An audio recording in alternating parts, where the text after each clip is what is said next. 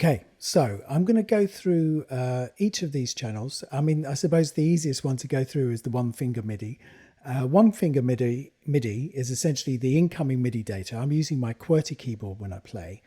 And there are no instruments here. It's just basic. There's no MIDI output, as you can see here. And basically all of these channels, each with a single instrument on them, is essentially set to receive MIDI from one finger MIDI.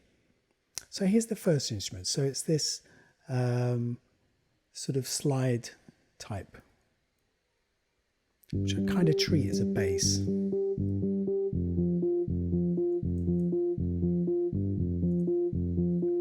So you can see here the arpeggio settings, or the arpeggiator settings. We've got them on eighth notes. We've got quite a long sort of gate. If I shorten the gate, it's much more percussive. So you can imagine if we wanted to extend this as a performance tool, as an instrument, we could map gate length to a parameter, whether that's on the push or something else or a different controller. I like to use the iPad, the Line Lima app. So for me, you know, developing a Lima app would kind of go along these sorts of lines. And again, what you can also see is there's the steps have been introduced here. So there are 2 steps. So this is it without the steps. So it just sits on one pitch. One step kind of gives you that familiar disco octaves.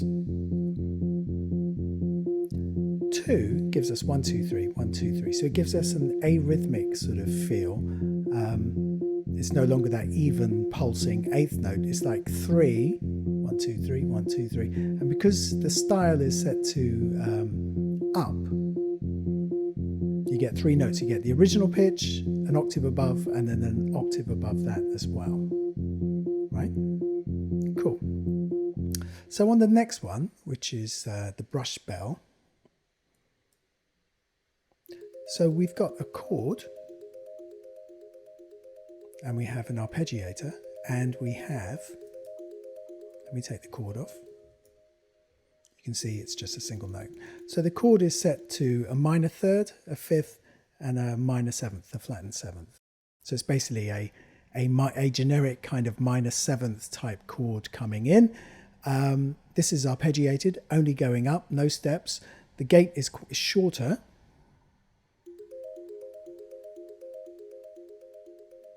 So we can make it sort of quite short. It's set to 16th notes, so twice as fast as the bass part. And we're also using the scale plugin. The scale plugin is set to a natural minor mode, C natural minor, and this is will be 2 octaves higher than where the bass is. So this is the 2 together.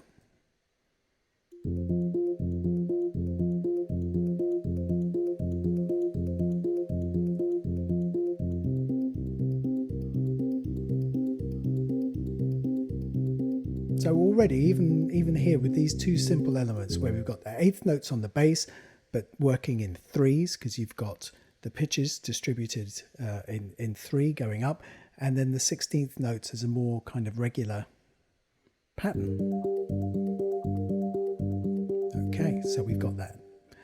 The third pattern again has the chords as well, and we've got the same kind of distribution. This one I've got it set to a major seventh, though to be perfectly frank with you, it's still going to come out as either minor or major seventh, depending on what the setting is. The difference here is that the scale part, instead of being the natural minor, which we have here, is that I have this set to the minor pentatonic. So it's root, minor third, fourth, fifth, flattened seventh. So whatever these notes are here, they will conform to one of these pitches here.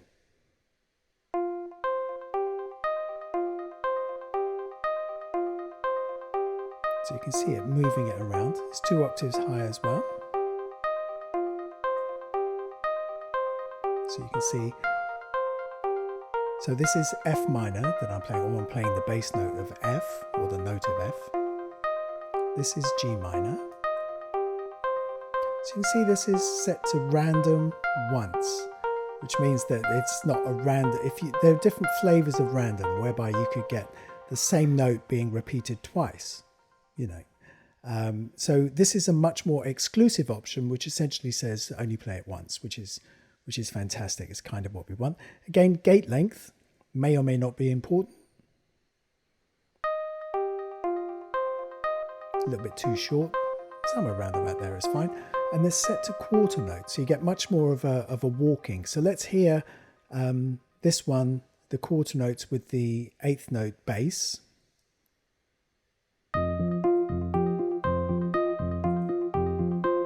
So to me, this channel, the one that's doing quarter notes, is much more of an anchoring, rather than seeing the bass as kind of an anchor. This voice pattern, this channel, this third channel here, acts as a kind of a continuity kind of element. It's very regular in quarter notes. And now let's hear it with the 16th note voice.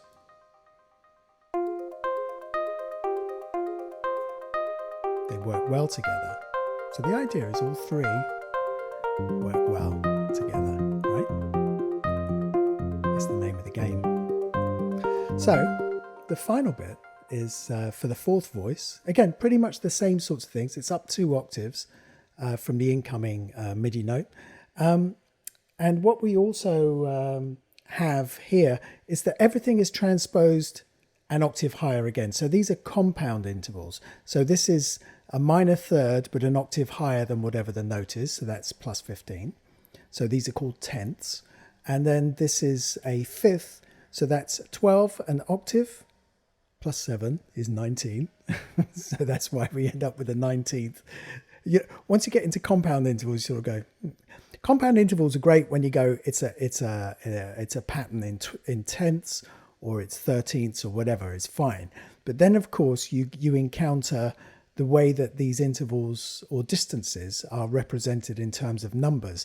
And these numbers do not necessarily correspond with even the familiar terms of a 13th or a 12th or a 10th.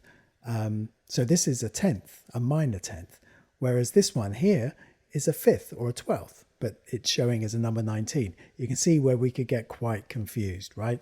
So always remember to subtract 12. Any number that is above 12, subtract 12 from it, and that will tell you the MIDI distance. So a 5th is 7, so 7 plus 12, 19.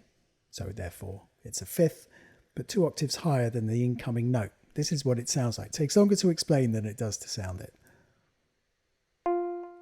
Wow. Okay, so this one's based in half notes, right? And con and diverge, so that they're... So let me just speed this up so you can hear what con and diverge sort of means. So it's quite musical.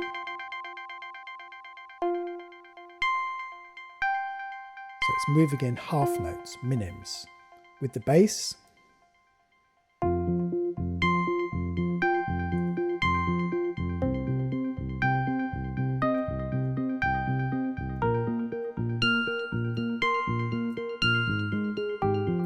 Bringing in the 16th notes. And I missed the beat there, sorry.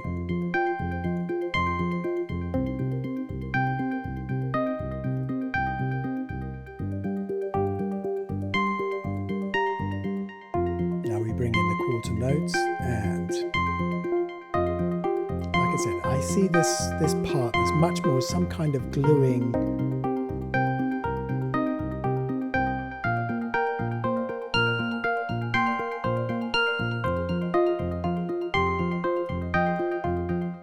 it's difficult to kind of do passing notes because of the distribution of the rhythm of the arpeggiators. So some of the gaps are basically me trying to be clever and to move around, sort of creating moving parts, but it's actually quite difficult to kind of get those kind of triggered. So the thing to kind of get here is that this is an adaptation of an idea of kind of a performance tool. You could treat this almost like a singer-songwriter type thing. In fact, for producers, if you're working with singers who don't really sort of play instruments and so on, or you want them to try something different from their sort of usual stuff, you can set up a performance tool kind of like this and say, look, just jam out on these notes, find some interesting melodies, but learn to play the part and also sing the melody line at the same time, and allow a song to kind of come out in this kind of slightly, it's not really organic really, but it's in that kind of area where it sort of feels much more like there's some kind of simpatico between the player, the singer, the performer, the machine. They're kind of together, right? And that's the idea. So this is what you're really kind of headed for. Okay. I hope you've enjoyed this. If you want to download the project, it's in the description link below.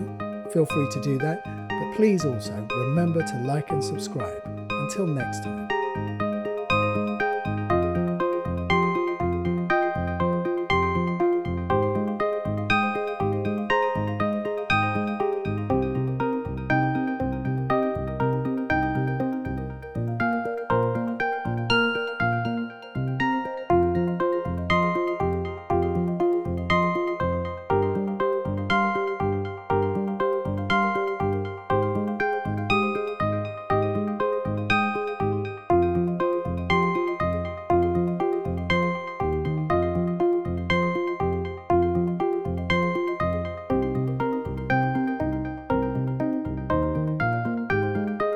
I hope you've enjoyed this walkthrough. Don't forget to like and subscribe.